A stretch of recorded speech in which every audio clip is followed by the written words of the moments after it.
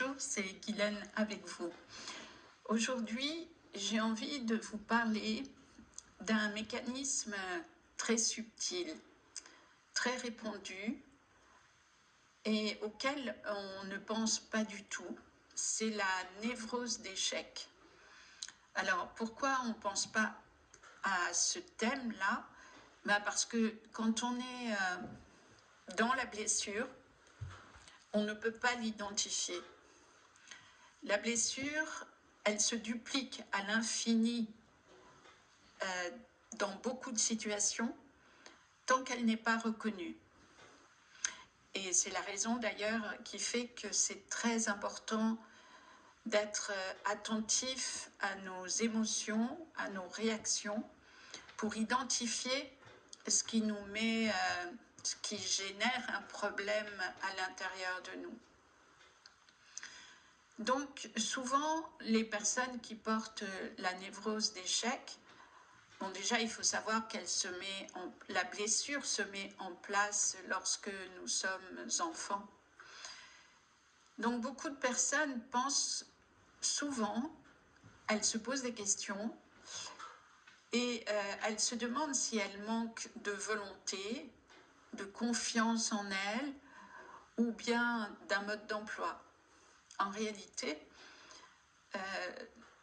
elles sont prises dans une dynamique beaucoup plus profonde, un système intérieur invisible qui les pousse à se retenir, à se diminuer ou à saboter leurs propres élans.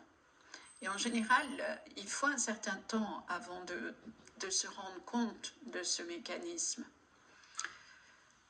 Si vous avez déjà senti que vous pouvez beaucoup plus que ce à quoi ressemble votre vie, c'est-à-dire que ce que vous mettez en action, mais que quelque chose vous retient, par exemple, vous vivez des situations qui ne vous ressemblent pas, alors ce message est pour vous.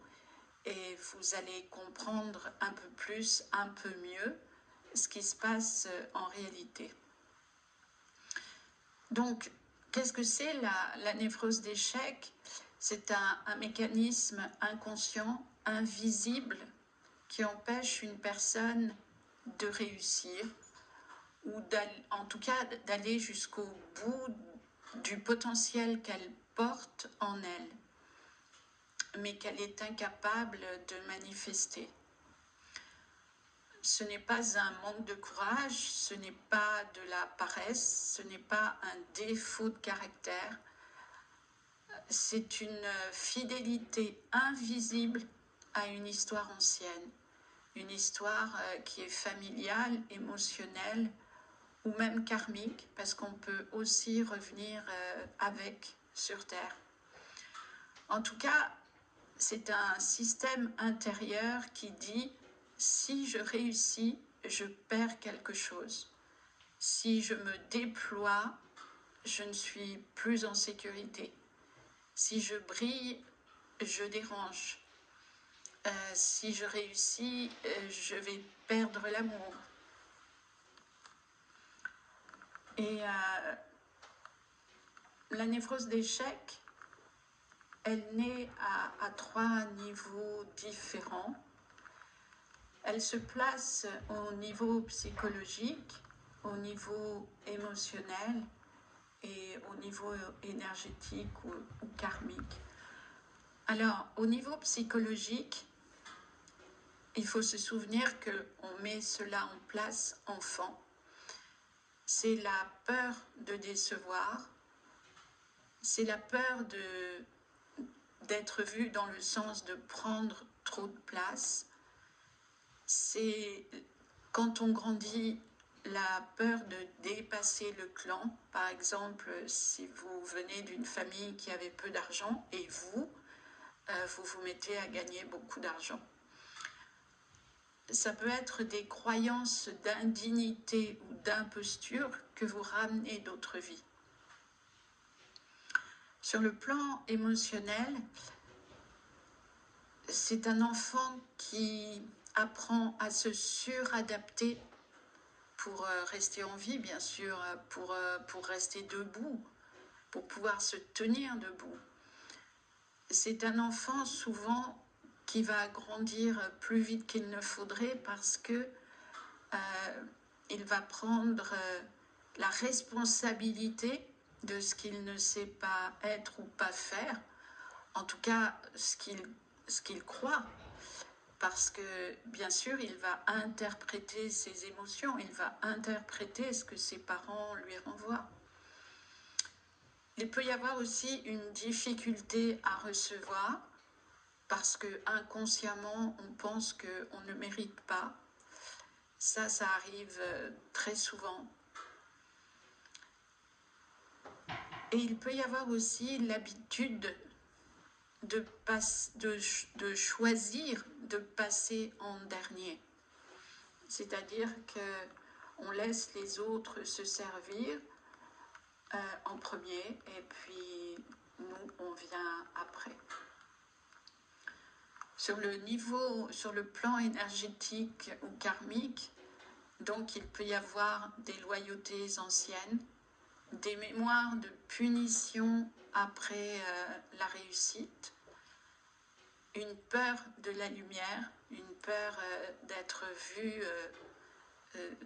dans le succès, parce que le succès a généré un traumatisme, quel qu'il soit, une identité construite autour de la survie plutôt que autour de l'expansion.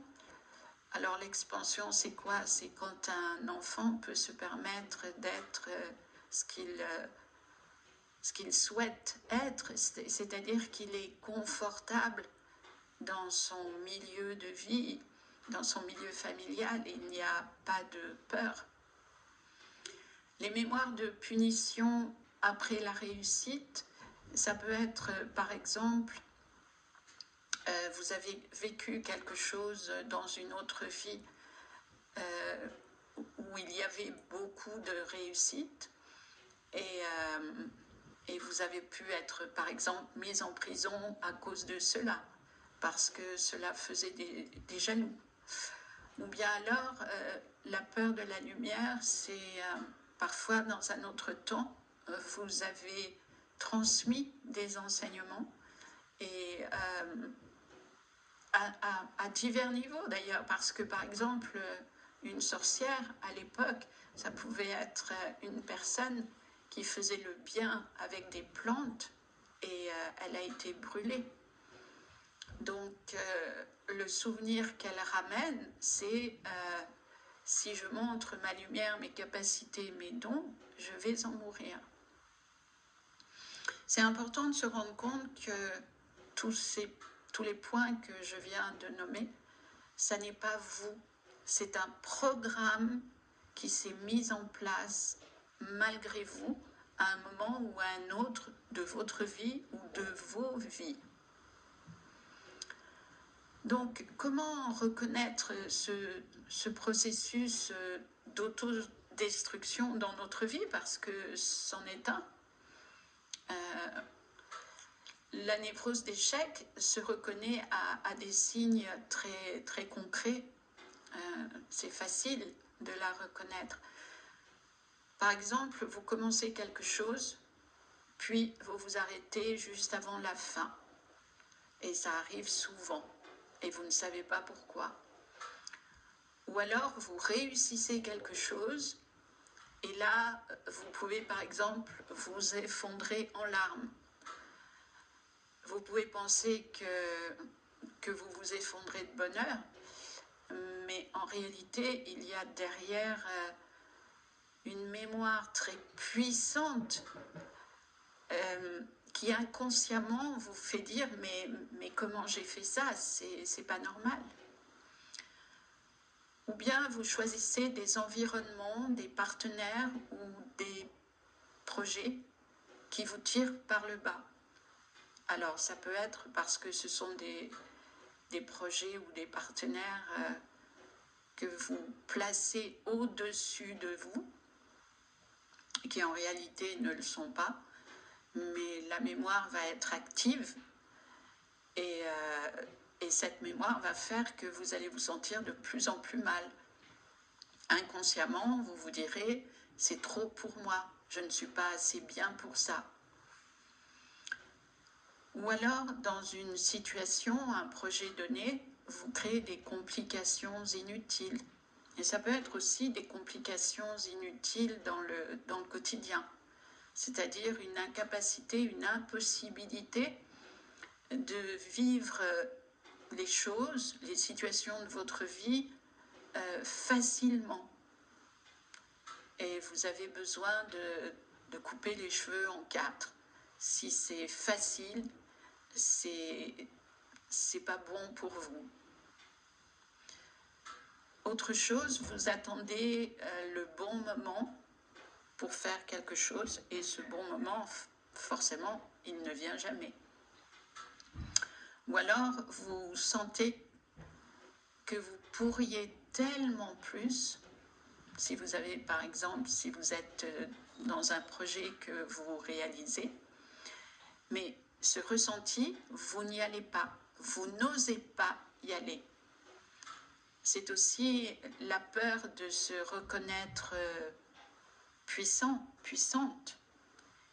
Et ça peut faire peur, parce que souvent c'est très émouvant et ça fait en sorte que tout d'un coup, on se rend compte qu'on peut beaucoup plus que ce que l'on croyait, et c'est pas facile à vivre pour certaines personnes. En fait, c'est beaucoup de situations où votre âme dit oui, mais votre inconscient dit non.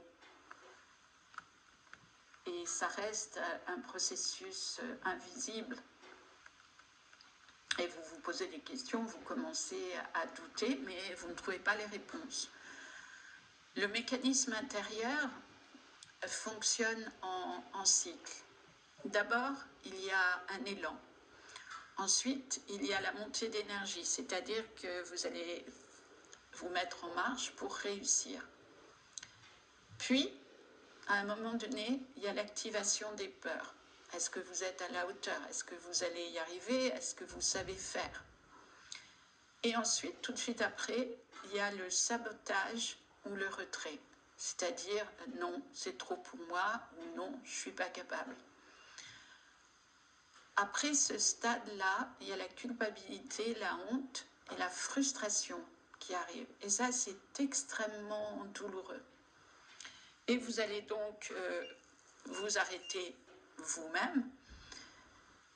Et pour ne pas continuer de souffrir, vous allez stopper le processus. Vous allez laisser passer du temps. Puis, vous allez faire en sorte d'oublier. C'est un mécanisme qui se met en place au-delà de vous. Et au bout d'un certain temps, vous allez faire une nouvelle tentative. Vous allez vous sentir mieux et vous allez recommencer. Et vous allez reproduire le même schéma. Et ce cycle-là, il peut durer des années. Et c'est vraiment important de se rendre compte que, à la limite, il peut durer toute la vie si on n'en prend pas conscience, si on ne fait rien pour soi. Et ce cycle peut être interrompu quand on le voit clairement, quand on accepte de se poser les bonnes questions.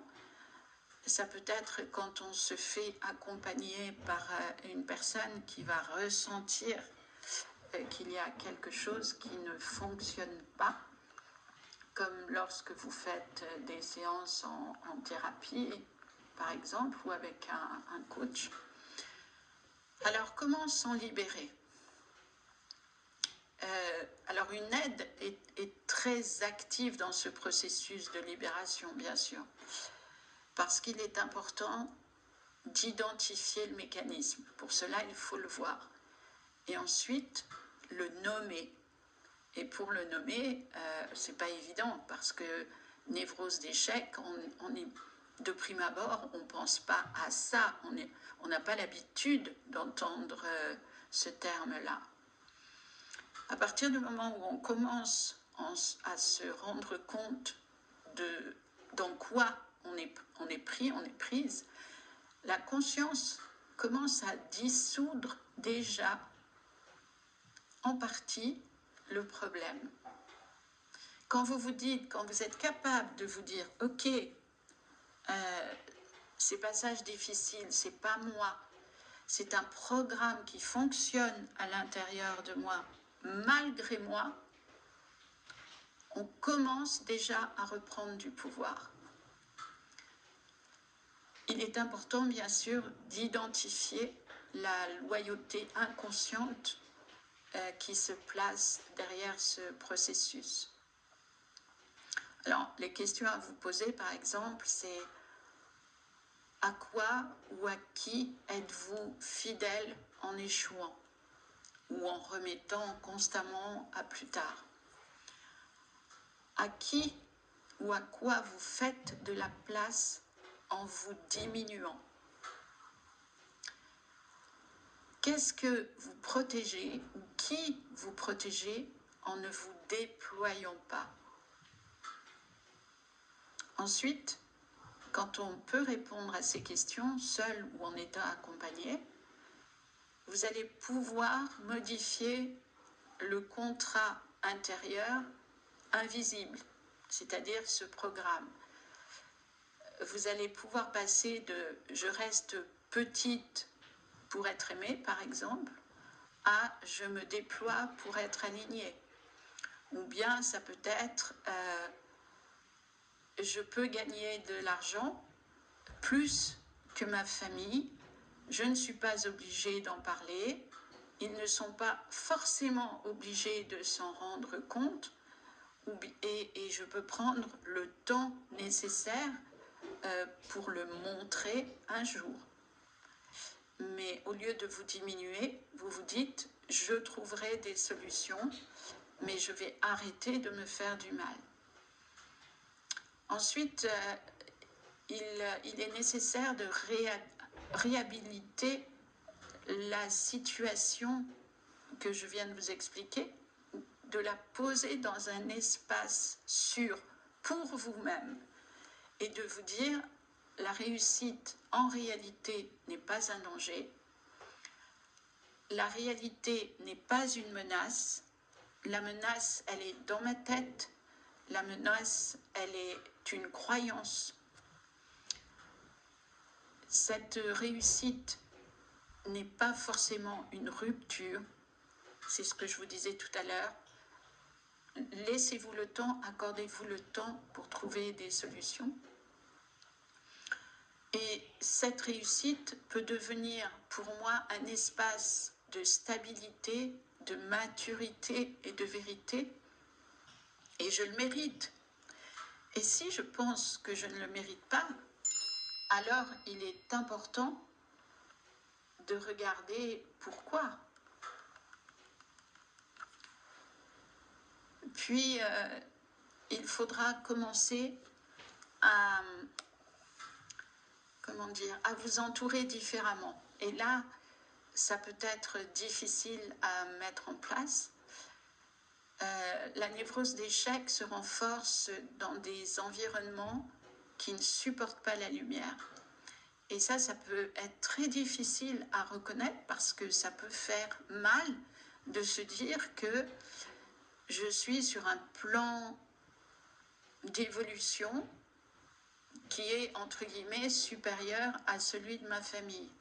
On s'en rend compte, on le vit, mais c'est pas facile. La réussite, elle ne se dissout que dans des espaces où la réussite est considérée comme normale, comme saine, comme encouragée. Ce qui veut dire bien sûr que si vous côtoyez des personnes qui vivent l'inverse, alors à ce moment-là, vous pouvez avoir peur parce que vous dire je vais éveiller de la jalousie. Est-ce que vous devez continuer de côtoyer ces personnes-là? Ça, c'est votre responsabilité. Donc pour conclure, je dirais que la névrose d'échec, ça n'est pas une fatalité. C'est un ancien programme qui se dissout, si on le veut bien, dès qu'on le reconnaît, dès qu'on choisit de le voir avec clarté, avec maturité, et reconnaître que c'est notre responsabilité de transmuter cela, de le modifier. Et toujours se répéter, je ne suis pas en danger si je réussis. Je ne suis pas en danger si je me déploie. Je ne suis pas en danger si je deviens moi. Il est important de comprendre que la réussite, mais il faut l'intégrer, le comprendre intellectuellement, c'est un premier pas. Mais il faut intégrer que la réussite n'est pas une transgression. Et ça, c'est pas facile parce que la religion a tout fait pour que réussir, ce soit mal vu, ce soit pas bien.